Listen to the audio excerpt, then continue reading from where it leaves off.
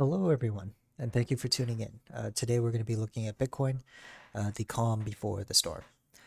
Remember, if you do like this video and the other videos that I make on this channel, be sure to hit the like button down below and also consider subscribing. Help me get to 1,000 subscribers. It's been a not a long journey, but it's definitely been an interesting one. And I thank each and every one of you who have subscribed and joining me on this journey. So uh, let's jump in. So right now the markets are tense to say the least. Um, Crypto Twitter and Reddit's still going bonanzas, um, and they are also very anxious to say the least. And I think it's all in due part of what Bitcoin is doing. It's the 20-week moving average. We're now currently below it. The 20-week moving average is currently at 48,581, and we're currently trading at 47,162. So we are technically below it, and I think this anxiousness will not end by market like by weekly close today. Having said that, I mean there's 7 hours left in the day in the week, so a lot of things can happen. But even if we do close above the 20-week moving average, then it will be next week. Are we going to close above the 20-week moving average and then the following week and the following week until we see a decisive move from Bitcoin?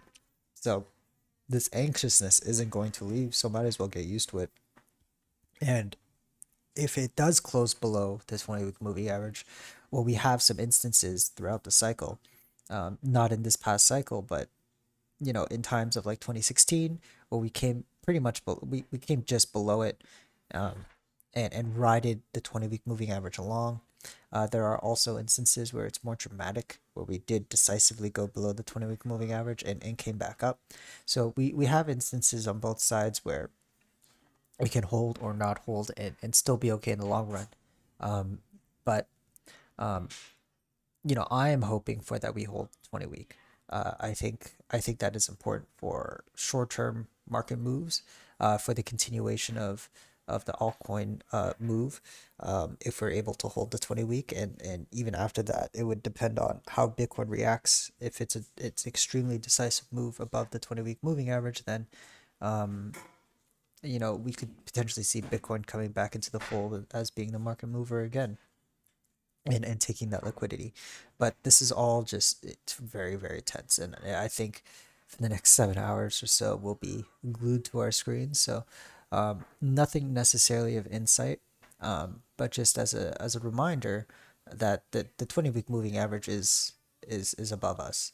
And we're now below that side of we're on the other side of the fence. So again, there's 7 hours left. A lot of things can change, but currently, right now, if it were close, we'd be below it.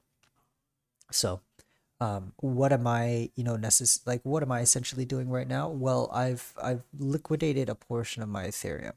My Ethereum holdings, we met my target, or one of my targets at 0.08, and I sold along the way up, and so I didn't quite get zero point zero 0.08. I think I got like 0.079 was the last sell price. But at this point now, I've liquidated a little less than half of my Ethereum position, and all of it went back into Bitcoin. And that is just risk mitigation. If Yes, I bought more Bitcoin at the 20-week moving average. I did put a leverage long that expires in March of 2022 at this level. Very low leverage, so my liquidation is pretty low. So that is kind of the risk that I'm holding right now, and to offset that, I reduced my Ethereum holding. Um, so I am banking on a Bitcoin bounce. However, that might not be the case. It doesn't happen all the time. The last time it did work out, where I bought at the 20-week and did a leverage long, and look what happened. It doesn't happen. Doesn't have to have happen again. Sorry, but on the chance it does happen, then I have a bit more Bitcoin exposure to capitalize on that. And at the same time, if Ethereum does rally even more, I still have a little over half of my Ethereum position, so I still have considerable exposure. So I think at the moment right now, going into the 20-week, it's a matter of consolidating your portfolio, which is what I have been doing the past 2.5 months, right? Consolidating back into Ethereum, consolidating back into Bitcoin, into stable coins. That was what I have been doing since February. Since the January move, I've been slowly selling my positions in the green, consistently, and now when the time comes, because you know what's going to happen, the time comes when Ethereum or when Bitcoin comes back to the 20 week, you have a bit more of a protection of your wealth, because you're holding Bitcoin. Bitcoin doesn't bleed as hard as other altcoins, and so with that said, you hold that safety net, in a sense.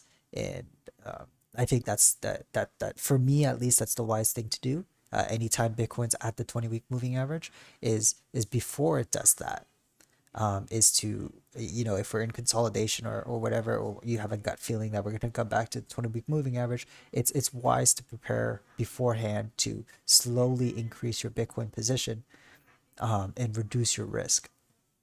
And so that's what I'm doing. That's what I have been doing for the past 2 months, reducing risk, but still holding enough to so that I still have exposure, to capitalize on potential further upside. At this point, it's hard to say.